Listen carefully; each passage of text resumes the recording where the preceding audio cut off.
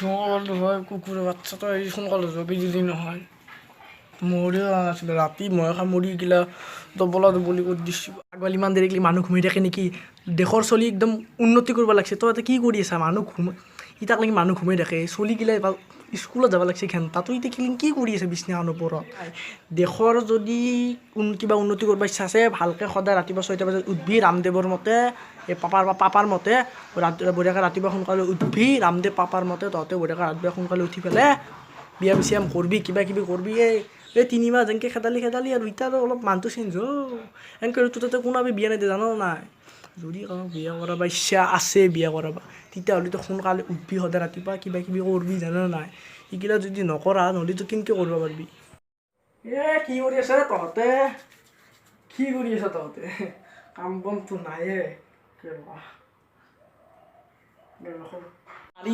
মাৰি আছোঁ পিছকে মাৰি আছা কাক গিলা কথা কৈছে তোৰ কিবা ডাঙৰ হয়নে নাই আজি মাইৰে ভাইটি তোৰ আজি মাই এটাই মোৰ মাইকে কবি তাৰপৰা তোৰ ঘৈণীয়েৰে কি ক'ম তোৰ ঘৈণীয়েৰে বাচ্চা চব গুচি যাব একফালে তই থাকবি একফালে এনে এটা কণ্ডল লগাই দিম মই জানো নাই তোক সাধাৰণ মানুহ তোক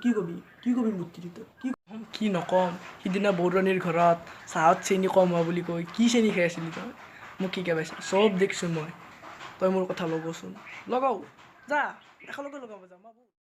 মনে মনে কওঁ যদি আপোনালোকে যদি মোৰ চেনেলটো যদি প্ৰথমবাৰ আহে তেতিয়াহ'লে চেনেলটো ছাবস্ক্ৰাইব কৰিব লাইক কৰিব শ্বেয়াৰ কৰিব আৰু কমেণ্টটো কৰিব নাপাহৰিব অ'কে